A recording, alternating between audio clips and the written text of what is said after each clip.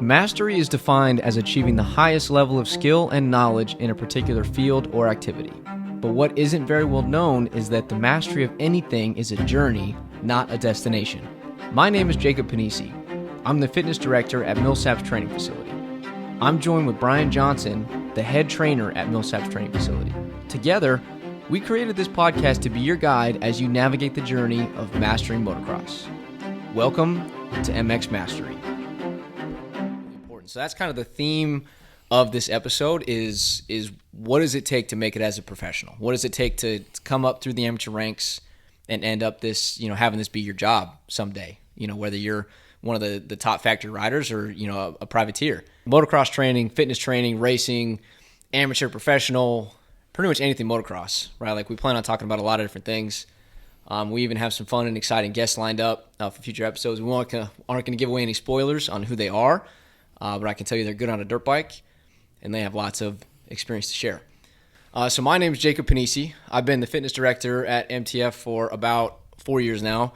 And for me, it was basically the dream job. Everything that I did in college and high school was framed around how can I apply this to motocross.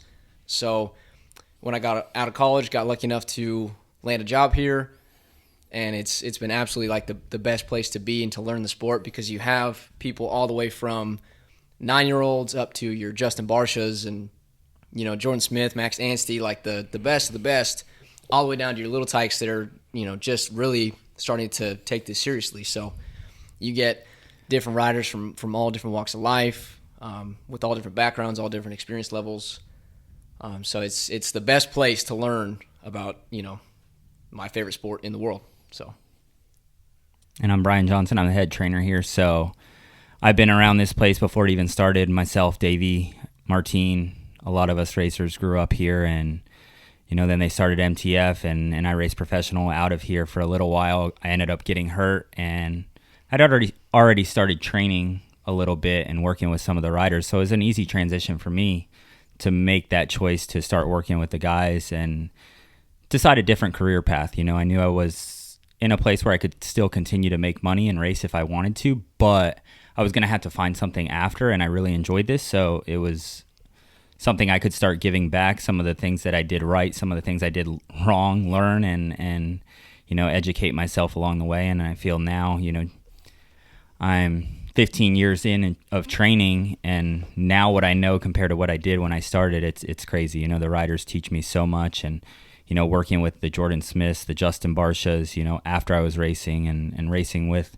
some of them a little bit, when I was racing is pretty cool. And, learning them on the track and off the track, it gives me a lot of feedback to give the kids, and even some of the things that the kids teach me, and we're always learning, we're always evolving. And that's what's really cool. It's always paying attention year in and year out to learn what are the new things, how are the bikes changing, how are the riders changing, mentalities changing. There's so much going on that we try to give back and have an edge on all the other competition, from on the track stuff to, hiring somebody like you in the gym.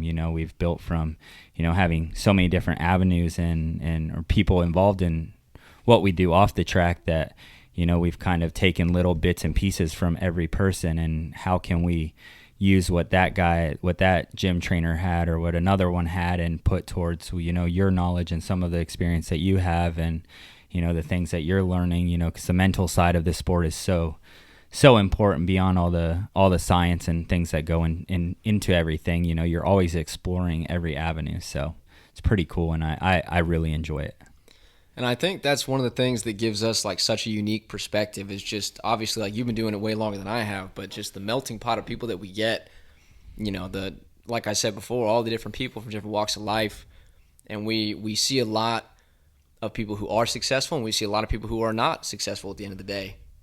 So just kind of learning what makes a champion, what makes somebody who has what it takes to become a professional, or who really just wants a great amateur career. Not everybody's goal is to be professional per se. A lot of people have goals that they just want to, qualify for Loretta's or, just become a safer rider. But obviously the majority of the people that we get here at MTF are interested in making it their career. So, I think that it sets us up for just a really good perspective I think we have a really unique perspective on yeah, sport. and all the experience, and all we can do is give the feedback that we see from what did the riders do that made it compared to the riders that didn't. What was different about them, and we can try to guide the younger riders to be more like the riders that made it, and so much of his mentality, they look for us to guide them and steer them. But one thing I've noticed from like a Justin Barcia, or Jordon Smith or Joey Savacci, Cooper Webb, all those guys that have come through here at some point in their career are all very driven and very hard workers, right? They're not quitters. They're, they might bicker here and there, but they're kids, so, they're going to do that even when they become adults, but they're very driven on wanting to be the best. They're very competitive at everything they do. And, no matter if you're playing a card game with them, they want to win, so I think that's an important thing that helps develop a rider. Yeah, so you touched on a lot of different things. I think we should break some of those down because you touched on like a lot of different things. And so if we go in depth on each one, you'll find that each element is actually really important. So that's kind of the theme of this episode is what does it take to make it as a professional? What does it take to come up through the amateur ranks and end up this, having this be your job someday, whether you're one of the top factory riders or, a privateer. In some way, you wanted to make this your job. What does it take to be that? So obviously, we've seen a lot of different people with a lot of different qualities. Number one, obviously, has to be mindset. When you look at somebody like Justin Barcia, I remember we had this conversation about he was here for a long time, and in a way, obviously, you guys were the guiding light for him. You were the, what held him accountable and what pushed him and kept him on the right path. But he was gonna make it because he was that guy. He had that mentality and he had that speed and that raw talent. So no matter what happened to him, he was gonna make it as a professional one way or the other. Yeah. But this was definitely a great way to keep him going in the right direction. Yeah, and I think somebody like Justin Barcia, coming here and getting the backing of Red Bull and some other people that just helped guide him, and he was in a place that his family wasn't super wealthy, so they struggled in a lot of areas and gave up a lot, and he saw that, and so they wanted him to work. But you didn't have to push Justin. From the day he came here, when he was done riding, he was done training, if he wasn't picking on going after somebody, poking him with something or try to light him up, he was out there with us like, hey, can I jump on the equipment, can I do this, can I do that? He was just very driven, and even that side of it, it's crazy to see somebody just so into motocross, and he was definitely a special, unique individual in so many ways. But yeah, you definitely saw him from the beginning being somebody that made it. You just had to try to work on some little things that, he needed fixed, from riding off the back of the bike and crashing and, trying to funnel that into not crashing as much and, building a champion, because you can't build a champion when things like that are happening. Yeah, when they're all broken up. Yeah. Lots of injuries. Injuries are definitely tough that way. So yeah. He was always going to make it. He had that speed, he had that commitment, and obviously when you take that big step and come to a place like MTF, you're going all in on yourself, and we see a lot of people like that. And I can't say, you can never say he was going to make it no matter what, right? Because there's so many things in this sport that are going to change something very quickly, right? So, that's from everybody, whether it's Ricky or Villapoto or Davey, or you can go down the list. They can't go back and do it differently, right? All they can do is say, what they did to get to where they are and, be where they are at. So, yes, he had the mindset, he had everything to make it, but, every turn he made and placing himself here helped guide him in that, whether it was some of the technical stuff, that helped him stay injury-free. He just got injured, last weekend, but he's not a guy as wild as he rides, he's still very, very good on the bike and doesn't crash that often. It actually doesn't make any sense. Yeah. How he rides the way he does, and he's just so comfortable with it that, the bike steps out in the whoops or coming over jumps, he's got the leg hanging off and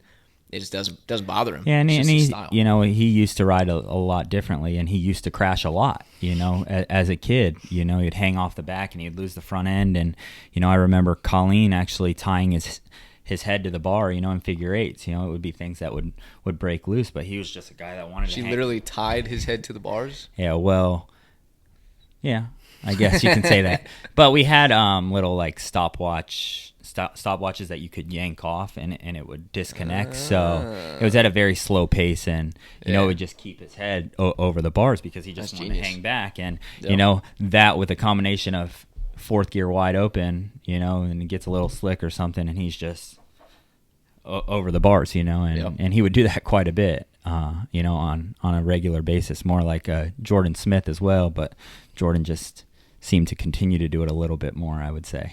See, I think that's one of the things that you also see with guys that are that fast is like the ones who the speed are never the problem. It's almost getting them to dial it back just a little bit to make it controllable. Like when they're that fast, like they're just riding, they're doing what they love, and the speed comes pretty naturally to them.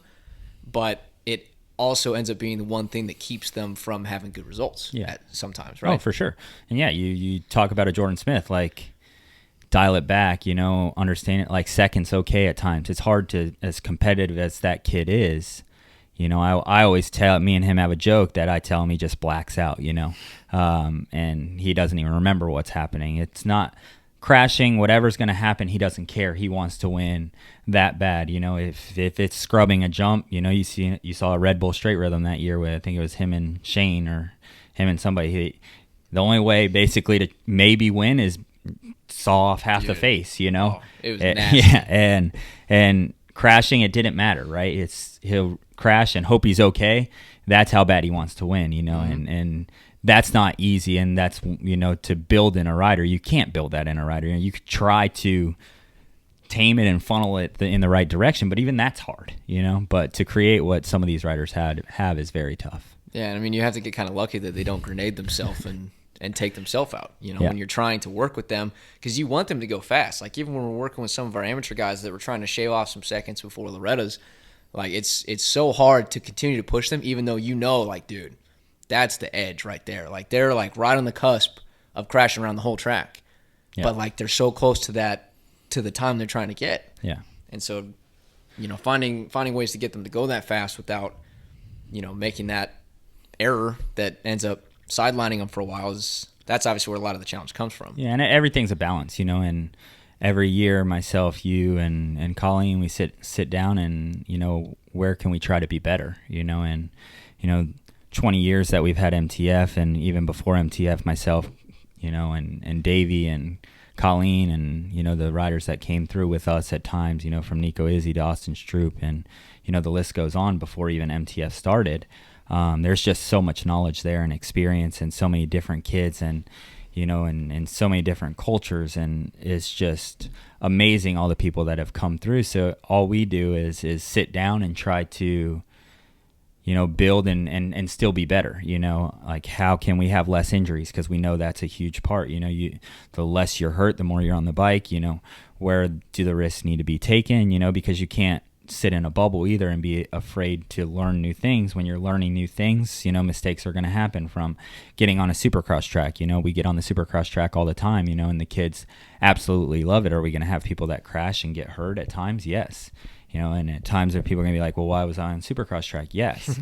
Well, you look at, even people like Haiden Deegan right now, you look at him on 80s and super minis. He had a supercross track in his yard. It seems to be working for him. So you think he crashed on that supercross track a few times? Yeah, when he was on super minis, for sure, probably. And sometimes he probably got hurt. But overall, you have to take those risks. You have to learn. And sometimes you're going to crash and you're going to be okay, and sometimes you're going to tip over in a turn and you're going to tear an ACL. So you see all the time big crashes and they get up, and then you'll see little crashes and no big deal, and then you'll see big crashes and they're hurt as well. And I think that's the importance of the fitness side, the flexibility side, and all of that. I would almost consider that to be like the main part of my job is the injury prevention. Like obviously the mentality and the fitness, like being responsible for their off the bike fitness is extremely important, but keeping them on the bike healthy is even like infinitely more important. So that is why you implement things like strength training. Like I know a lot of people are scared to touch weights because they think it's, if it was that easy to balloon up and get huge and not be able to scratch your own back because you're just that jacked, everybody would be that way, right? Like it just doesn't. happen that fast. It doesn't happen that easily. It takes years of focused effort and having everything dialed in, your nutrition, your training, your sleep, and then doing that consistently for years. You know, like the goal has to be size to get that big. So when I hear people that are like, yeah, I just don't lift weights because I don't want to be that big. I don't want to look like a meathead. You know, I have to cringe just a little bit because I know that they're missing a key part of their program, which is strength, right? Like strength ultimately is what keeps you from getting injured, from having strong muscles. Yes, but people don't realize that when you strengthen your muscles, everything else that's attached in that system has to get stronger as well. So your ligaments, your tendons, your bones, everything strengthens when you put resistance against it. You know, that's the body's so adaptable that way, and it's amazing. So if you don't ever strength train, like you're not going to get those adaptations, and that's when I believe, you know, people seem frail. Yeah. You know, the people that don't lift weights, like you're more frail than people that do. So and it's finding a balance, right? Everybody's genetics are a little different. For sure. You know, finding what works for one person and another, you know, but sometimes the first thing is going to be arm pump, right? Oh, I got arm pump because I lifted yesterday. And some people have it in their mind before they ever even start that they're going to get it, you know, or whatever it may be. And sometimes it's just muscle fatigue, you know, their muscles are fatigued. So it caused arm pump and it would slowly go away. But, you know, they pull back and whatever it may be. And sometimes people aren't willing to trust the process or learn and, you know, get through some of the kinks or bumps in the roads. Yep, 100%.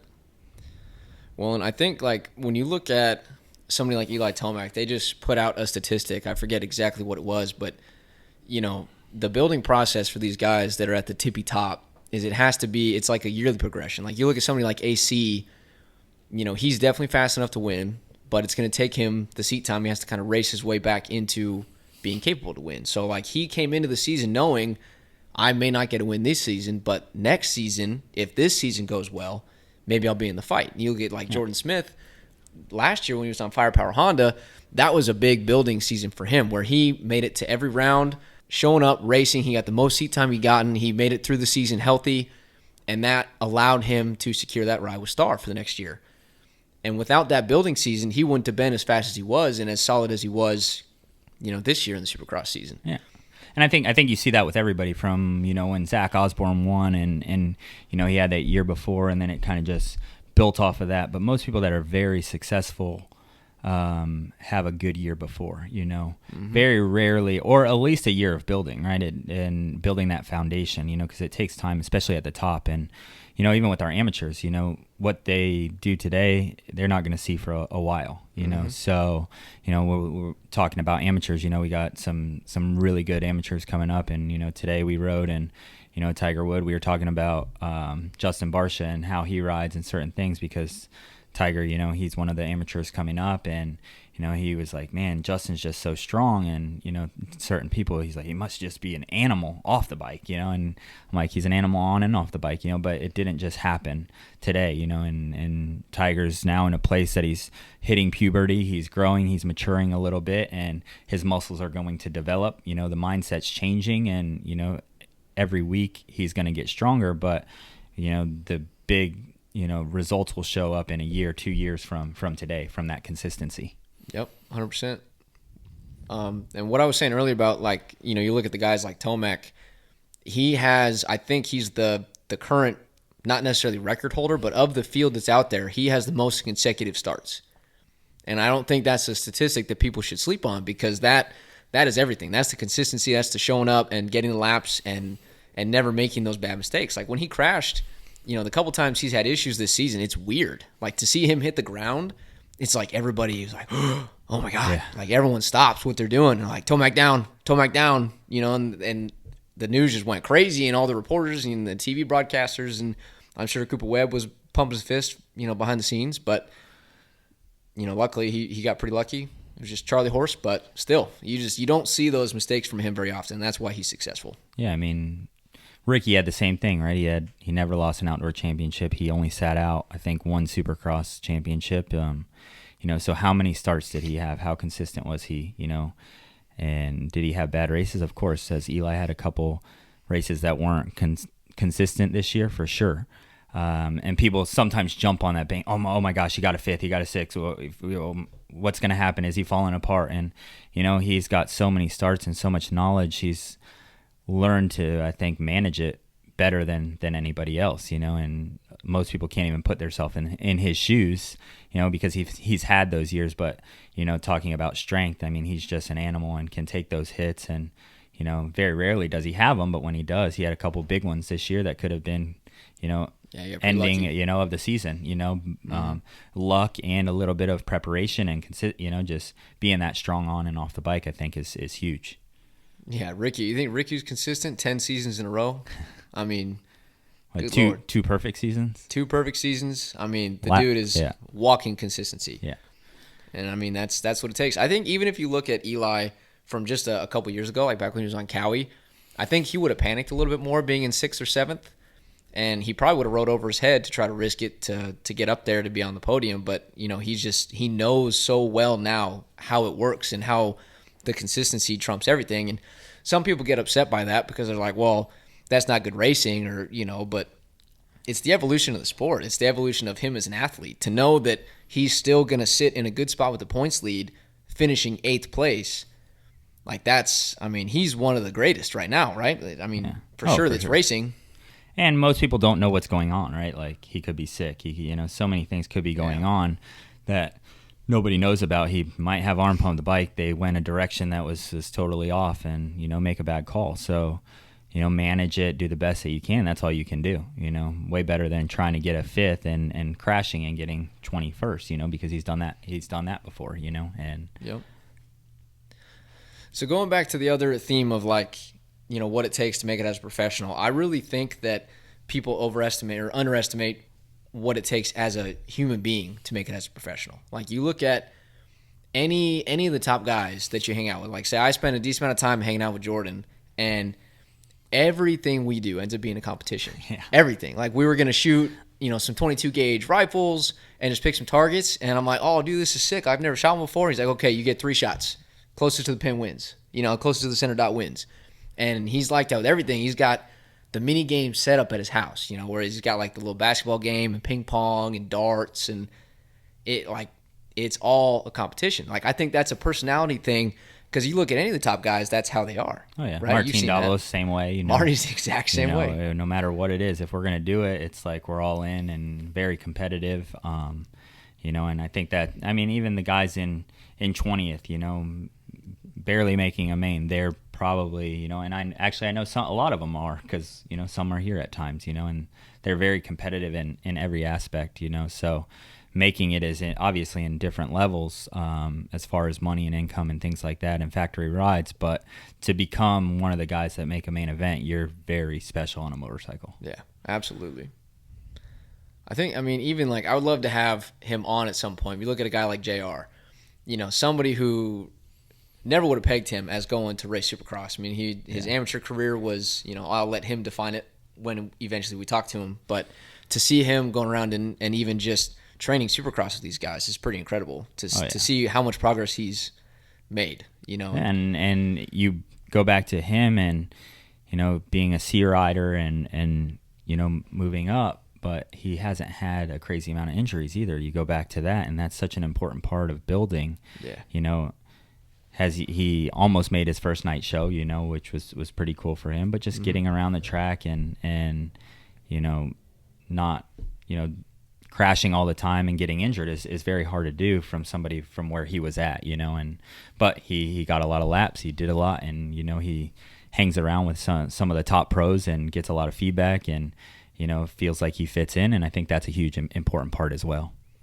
I think one person that is doing this better than anybody else is Haiden Deegan right now. Is they know, they're trying to keep him reeled in. I don't know how well it's working because he's still going pretty freaking fast at the races, but he hasn't had those crucial big mistakes that sidelines him. The statistics for rookie seasons is atrocious of who makes it through the rookie season uninjured, because they know that this season is to set up next season. This season has been way beyond their expectations, just from hearing interviews with Bryan and talking with him. This is far above what they expected out of the season. They'll take it. They're not surprised, but they didn't think it would happen this quickly. But they know that this season was not supposed to be the head-turning season. This season was make it to all the rounds, stay healthy, learn as much as you can, and then next year, it's really possible that he ends up being a title threat if he stays on this path. Yeah, and you go back to what you were saying about, or we were saying, about the riders being that competitive, right? You see him go after whatever rider passes him. He doesn't care if it's Jordon Smith or Hunter or, now he knows he's one of those guys. He's not going to give him an inch. And, he had a few incidents, in the beginning that could have changed that season totally, flying off the triple, landing, I think, like right perfectly on the side or, in a few get-offs that could have been pretty big and changed that and been just another one of those guys that didn't make it through a rookie season, So I think a little bit of luck and a little bit of, you look at him as an athlete and on and off the bike, he can do flips on trampolines. He can, so he's flips on dirt bikes. Yeah, on dirt bikes. So he kind of always has his feet under him and knows where he's at,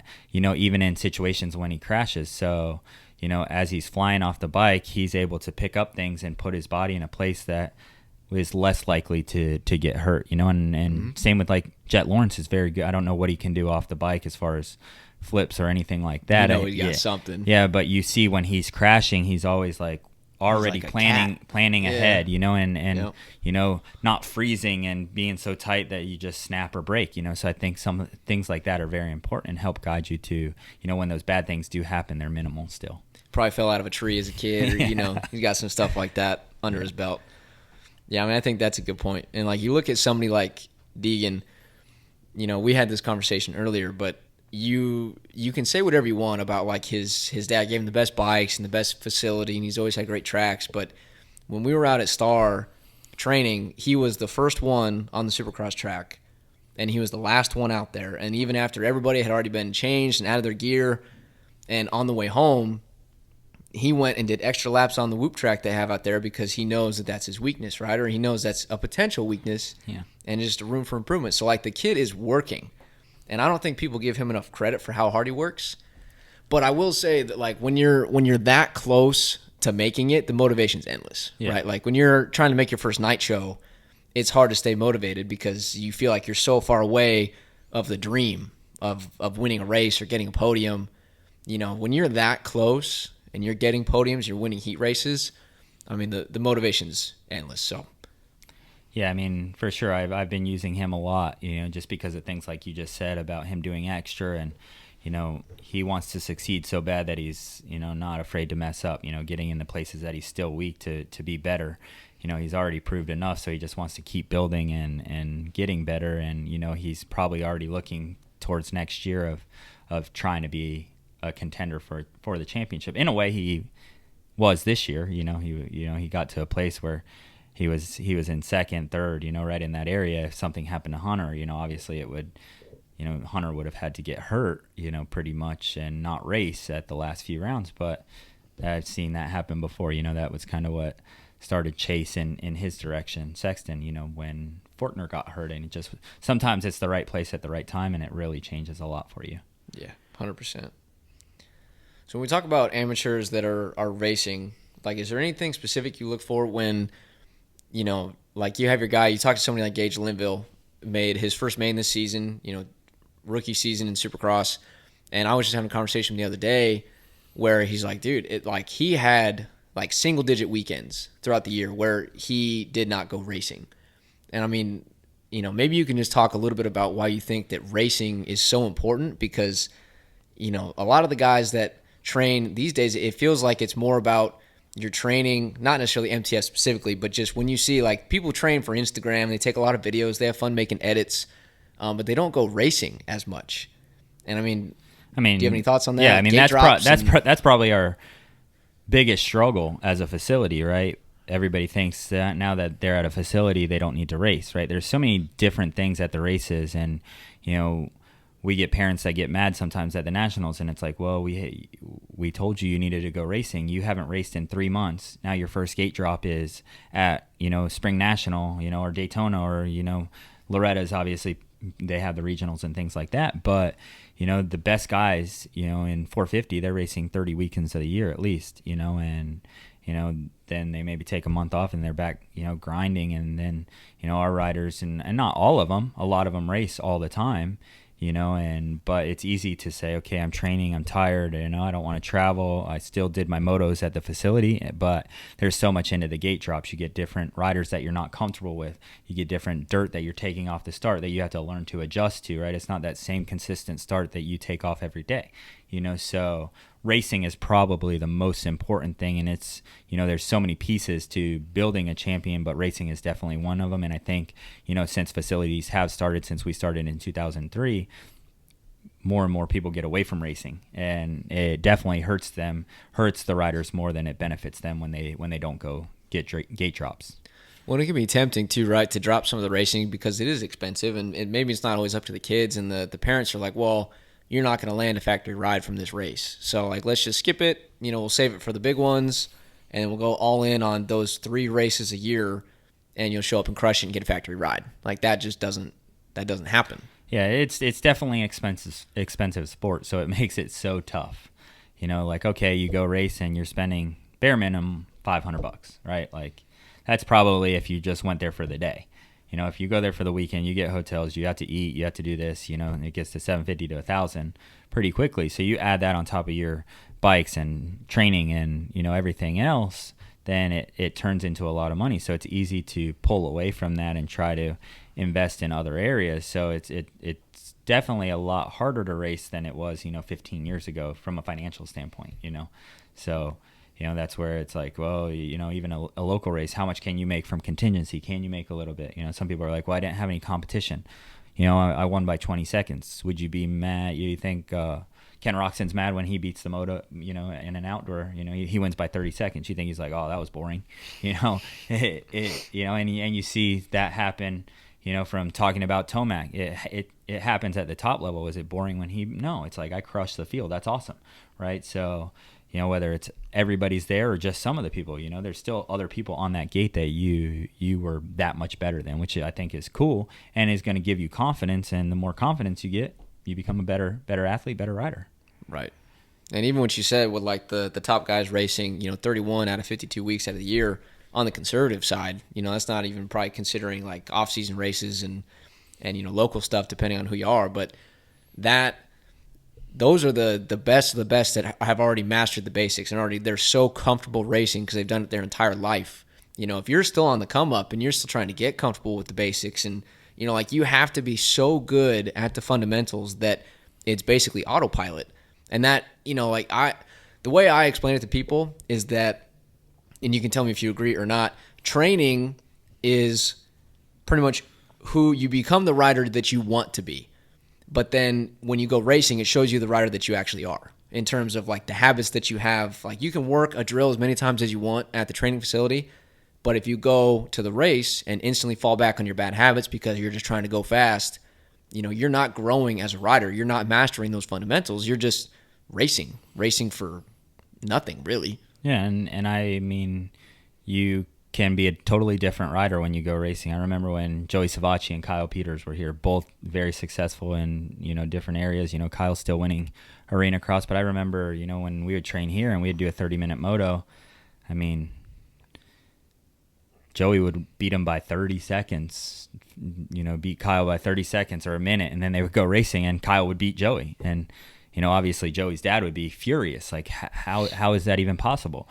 Kyle would show up a different racer and Joey would show up a different racer, one way and the other way, and Kyle, eventually even became a better practicer, which became a better racer. Joey had to learn to become a better racer like he was a practicer, right? But those things wouldn't show if they weren't going and lining up on the gate. And both, ends, the better you practice, the better you're going to race, But sometimes, your mental side gets in your head in the race. And, so there's so many things that you learn from racing and just adjusting and not being comfortable, whatever it may be, that you can't get from a practice track. You can build the foundation and kind of think where you're at or know where you're at. But until you get against competition and different dirt, different soil, different, things, variables that you take out you can't control, you just don't know, and that's such an important part. And you think, if you start at 9, 10, 11 and you're getting, 20 races a year compared to that guy that's getting 5, or you're getting 30 or 40 races a year compared to that guy that's getting 5 or 10.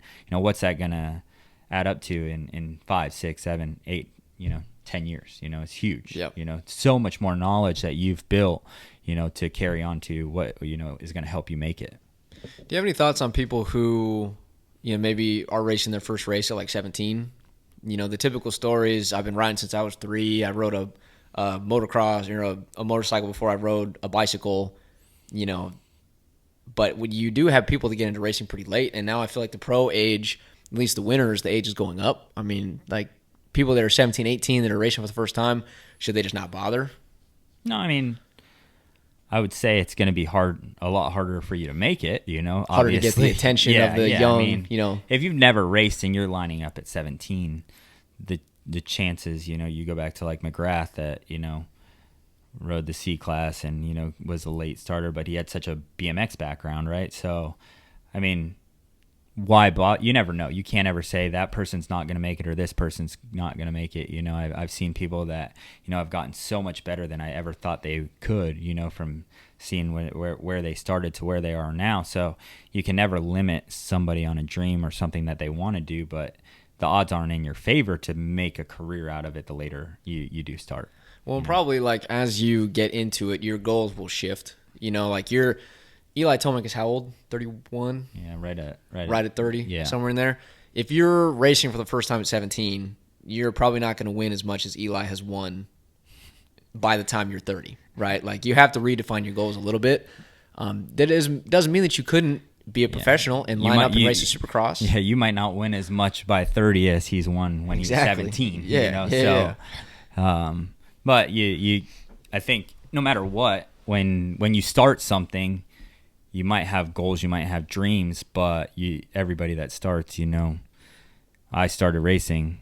I didn't think about becoming a professional when I was starting to ride a dirt bike. No, you just love to ride. Yeah, so I think that's why everybody gets into it, and then you change your goals as you go. And I don't think there's ever too late of a time to get into it.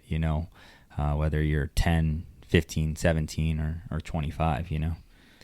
Yeah, and I feel like there's a time when your parents kind of sit you down almost because, like, you watch the guys race on TV, and even as a little kid, you're like, that's what I want to do. And, when I grow up, I want to be a motocross racer, even though at that age you, like, have literally no idea what that means or what goes into it. But you just know, like, that's what I want to do. That's what I like to do, and it's fun. Then your parents almost, like, sit you down when you reach a certain point and, like, okay, are you serious about this? Are you all in on this? And, that changes the course of how you view the sport. Depending on what age it happens. Some people, it happens later, but not to say, like, just because you didn't start riding at age 4 doesn't mean you should stop riding. It doesn't mean you don't have any chance to make it. Just no, and I'll build off that a little bit. Even at MTF, we try to make the starting age around 12, 13, so that's getting a lot of riders now have a lot of experience. We don't do 50s or very minimal 60s, mostly only through the camp side, just because, Colleen and our beliefs, and she's brought that up that, pulling, you bring a 65 here at a young age, at 10 years old, 9 years old, 8 years old, most of the time that's going to separate the family, that's hard for a 9-year-old, I don't necessarily think it's you get burned out on the work as so much, where's mom, where's dad, then there's maybe a brother or sister, or 2 brothers and sisters that they're also pulled away from. So, too young can be a bad thing as well. Being on a dirt bike, having fun, I think is the most important thing at the really young age. And that's my personal opinion, Yeah. No, I think so too. I mean, there's a lot of different perspectives out there, but there is pretty good literature that shows that people who specialize in a single sport before the age of 14, the rate of burnout ends up being a lot higher. That's why we see so many people retire at age 27 or 28.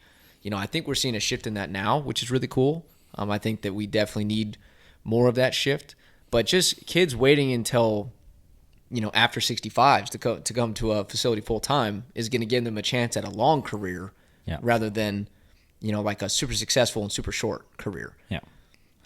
And like you said, the shift is going later, but the shift is also going later to when the riders are making it. Yes, you've got the Haiden Deegan, the Jet Lawrence, that they're the few that are the young ones that are making a statement, the Chase Sexton and, the Roxon and, but there's been a lot of amateurs that at a younger age have been one and done, or their 2 or 3 year career, and they've been pulled away from the Baileys to the Falks to the Cantrells, and a lot of investment from the factory side on some of those kids, and pulled that shift. And the teams and the riders are so much experience. The bikes are so much faster. They're going so fast now that it's hard for a 16, 17, 18-year-old to take that all in and to jump in that guns blazing, and be able to manage all that.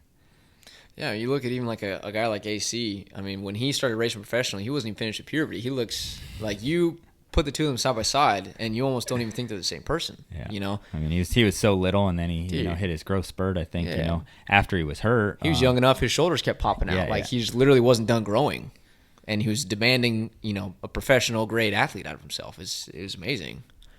Yeah, and a few things went in his favor. I know before the season, Martin Davalos was his teammate, and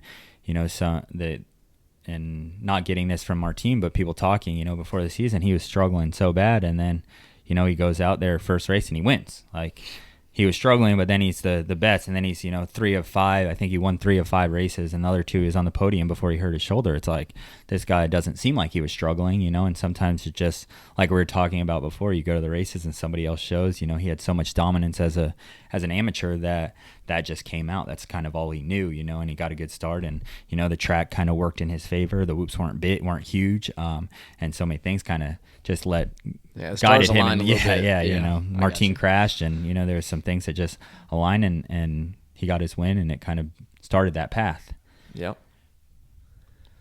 All right, so if we kind of circle back, we covered a lot of things, but when you look at like what it takes to make a professional, obviously the mindset, you have to have the mindset from a pretty young age. If you want to be a professional in the typical timeline, you have to take the sport really seriously, and still have fun. Like, obviously fun is very important, but your mentality is going to be everything.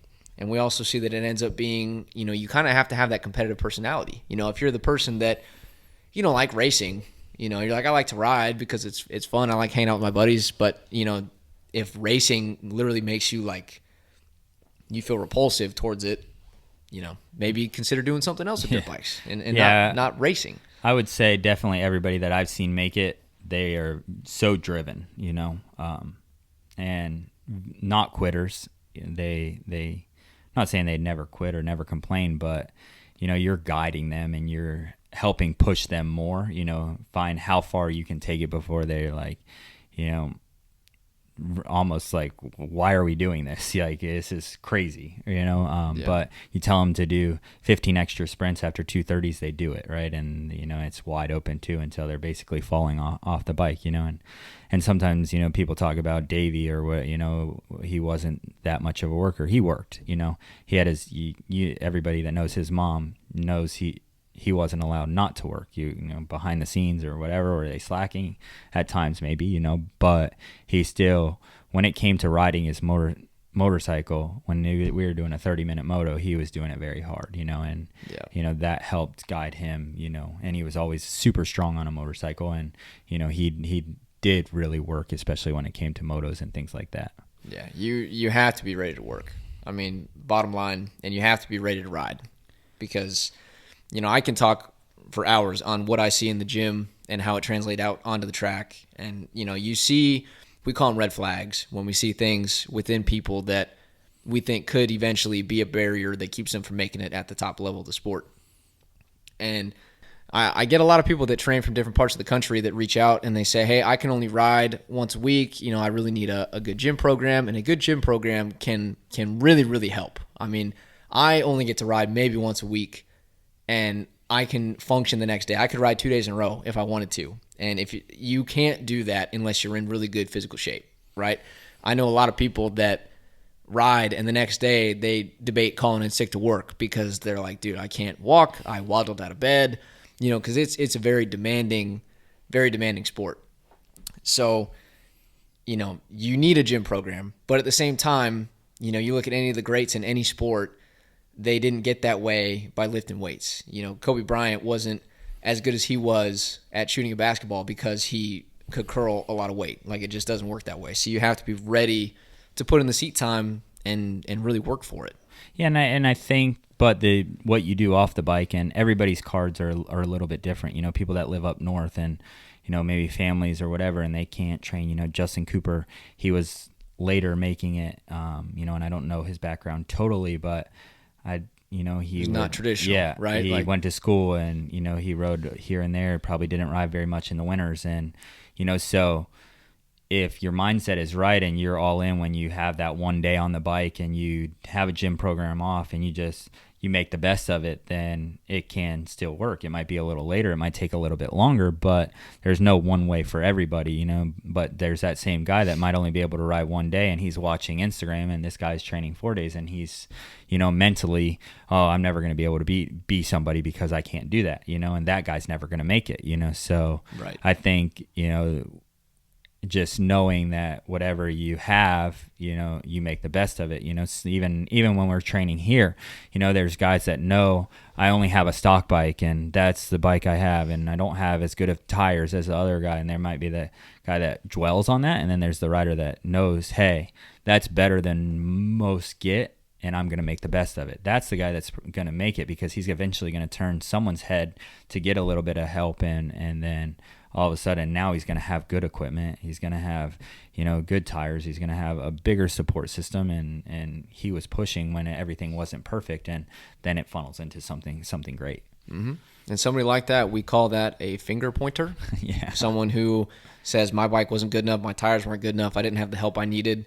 And a finger pointer is what we would call a red flag. Yep. So. Yeah, and we were talking about Tiger earlier. We have another amateur, Landon Hartz. He's on a 125. Most people would be like, that's crazy. Why is he on a 125? It's always about, being in the right place, the right timing is everything when it comes to being successful in anything. Yeah. And he's on 125s. He's 172 pounds. On a Yamaha, and some people would say that's not as good as a KTM, doesn't have as much bottom, but the suspension's great, right? So it has its, some things that are better and some things that aren't in some people's eyes. But he's in the mindset that he's going to make the best of it. All the time I tell him, as long as you focus on, were you as good as you could be? Was that guy better than you? Okay.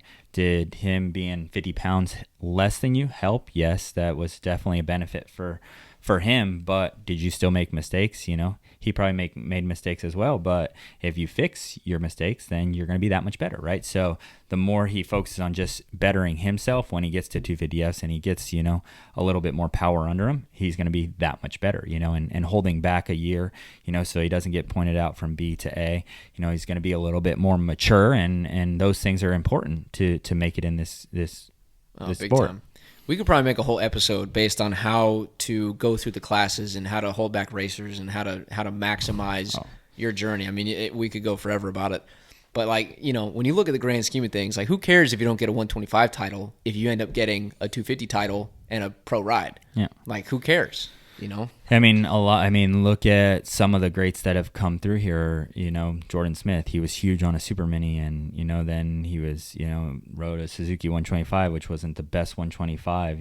But I remember Ziggy watching him, and he got in a first turn crash, and the moto that actually got him a Geico ride, he got 8th place.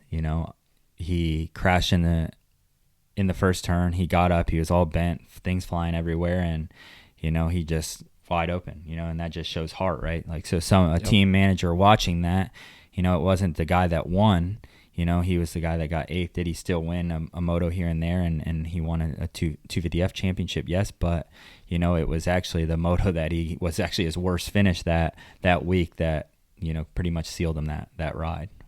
Dude, you need to see people with some pressure put on them, know, and when their back's against the wall, do they shrink or do they rise up to the challenge and just say screw it and literally have the mentality? And Jordan's been known to have the mentality like we were talking about, I'm going to the front or I'm crashing. I'm going to ride this bike for everything it has. He even did that a couple times, when he was trying to make the main, when he had that incident with Deegan. he was the fastest in the whoops by far. And talking to him after the race, he's like, I literally told myself, I'm going to crash out in these whoops or be the fastest through them. Because he was picking off guys, he'd get 3 at a time going through the whoops. And that was his best chance to make it into the main. And, that's why he's successful. He has that. It's amazing to watch. Yeah, you can't build that, it can come out sometimes. You see different riders come out when they hit puberty and become into men and they get a little testosterone working in their favor, and and sometimes you don't see that, so I think there's different things that help funnel that, but who they're around, the people they look up to, like there's so many things that can change that, but certain things you can't build in a rider. Yep. That's one of them. Absolutely.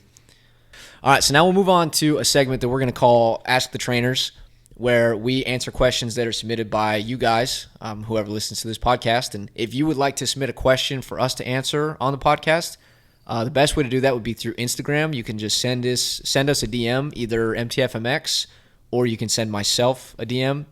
We'll put both of our Instagram handles in the show notes, but definitely submit your questions there if you want us to answer them on the podcast.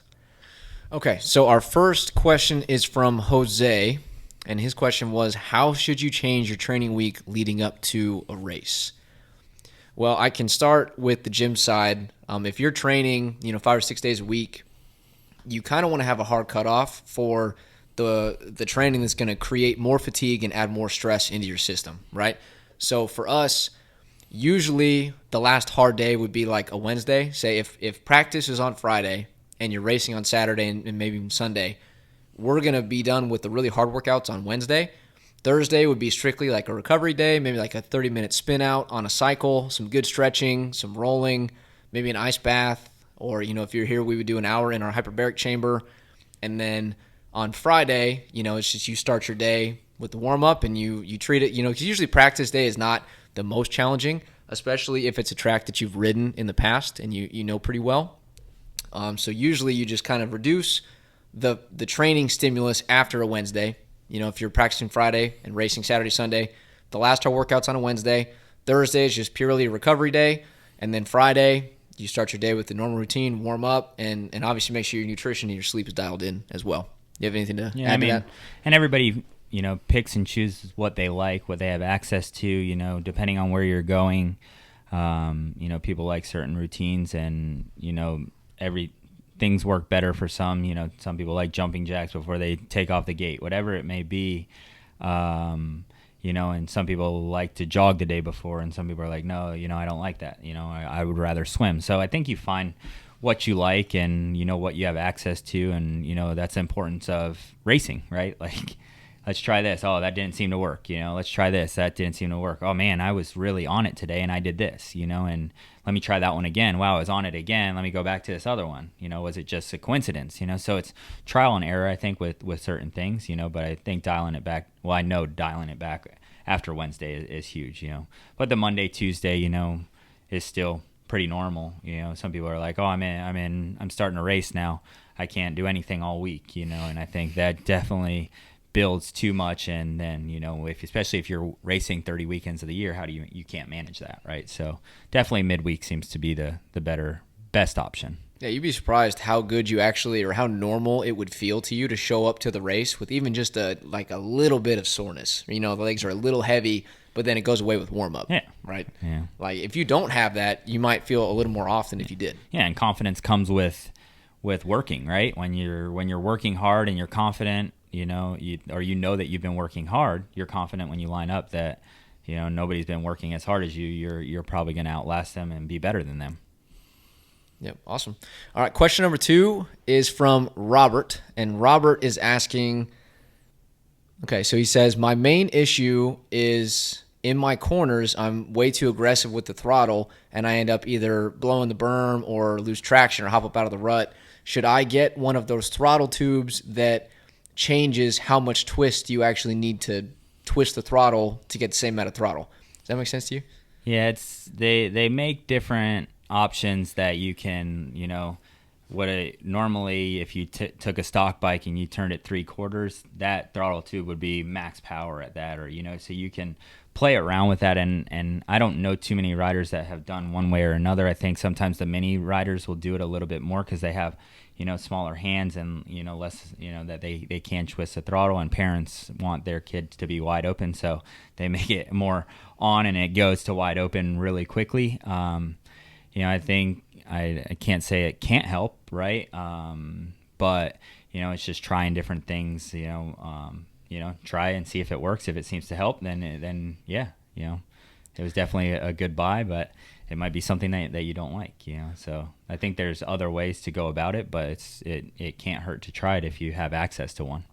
I know. I mean, for me, it kind of feels more like a Band-Aid. Like, you would know better than I would, but it feels like not really addressing the root problem, which is, working on your throttle control and, bringing momentum through the corner.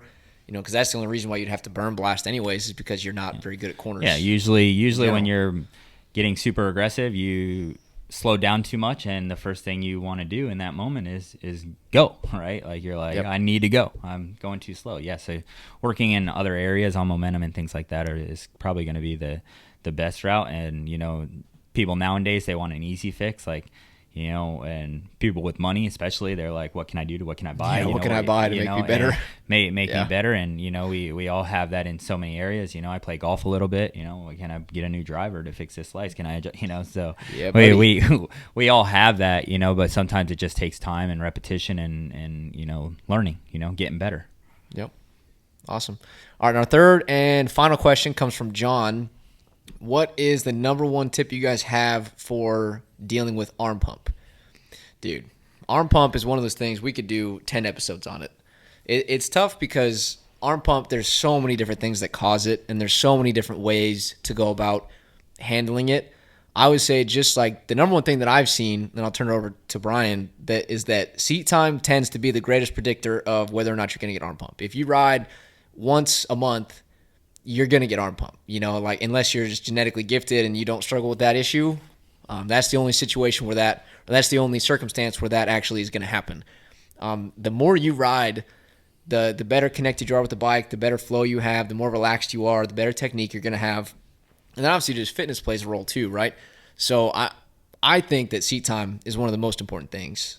And obviously there's so many things that we've talked about before with, nutrition and training techniques and surgeries, and like there's so many things you can do to handle arm pump. But for me, I think the best thing you can do is just get more seat time. Do you have any thoughts? And you just pulled a Colleen right there. Like, I'm going to give it to you here in a second, but I'm going to hit on every point she does possible, a lot, huh? and now I'm going to give it to you. Yeah, I mean, you can't beat seat time. Knowing that you can ride the laps in practice. If you can't do it in practice, you're definitely not going to be able to do it in the race, right? So I think that's the biggest thing. But if you're not hydrated, you didn't sleep well, it still is a muscle group. So if you leave some of those things out and you have a lot of seat time, it's still going to come up, right? Nerves. I mean, it's endless what you can say about why you get arm pump when you get it, but the more comfortable you are, the better your breathing is, the better everything's going to work, and you're less likely to get it, right? And the best way to be comfortable is to have seat time and be comfortable with your motorcycle and the things that you do and know what you can do. So nothing can replace seat time, and I think that's the number one thing.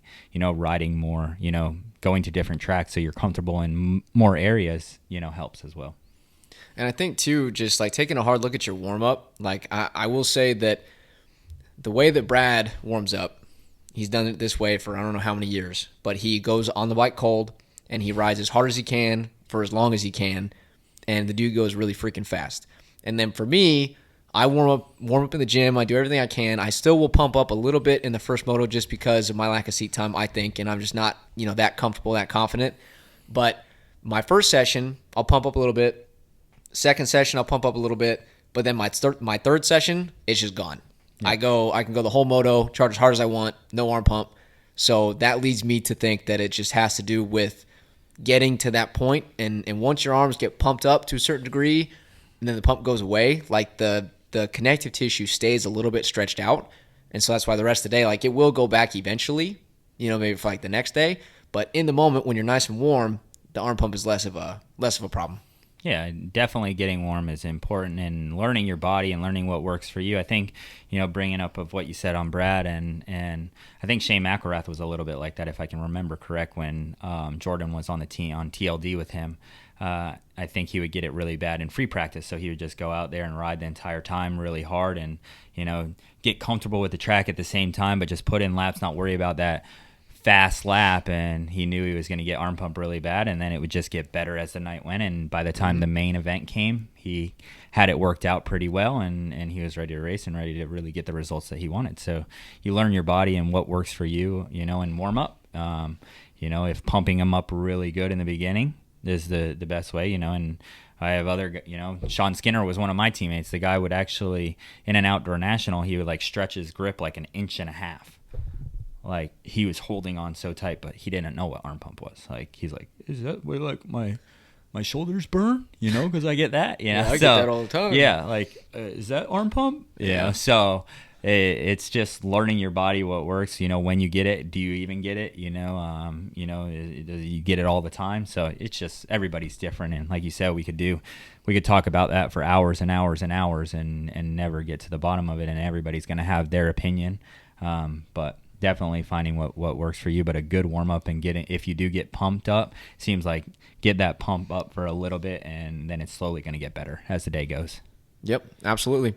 Quick reminder for you guys that if you ride dirt bikes and you don't want to be as tired when you do it, or you want to be a little bit more resistant to injury and you just like to feel better on the bike, we do have online training programs. We're really proud of these. We have a good group of people doing them now.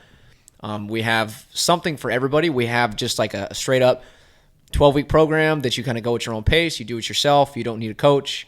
We have kind of an in the middle tier where it's like constantly updating gym programs. You get a new gym program every 4 to 6 weeks, and you have access to our circle community where we do Q&As, and you can submit videos for riding technique review, and lots of really cool features. And then we do offer a riding plus gym option.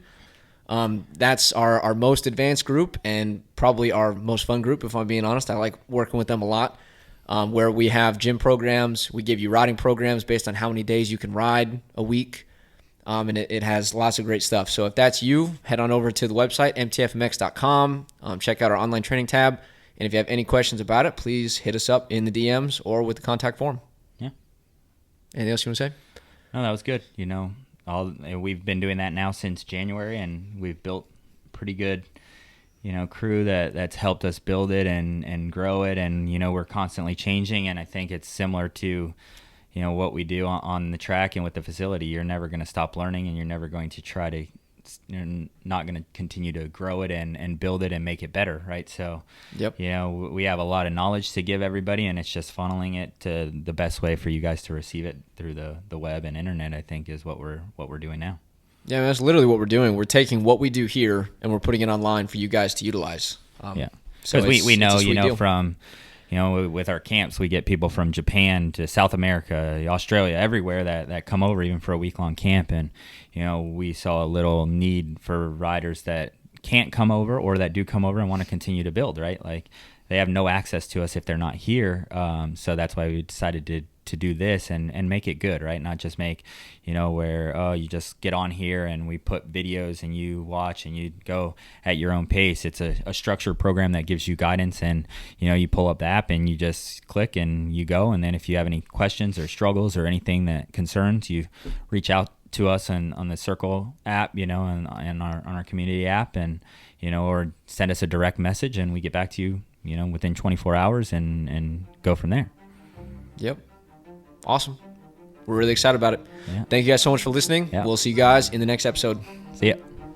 Thanks for tuning in to another episode of the MX Mastery Podcast. If you enjoyed the episode, please leave a rating and review on the platform you're listening on. This helps the podcast find other people that are just as passionate about moto as we are. I'll see you guys in the next episode.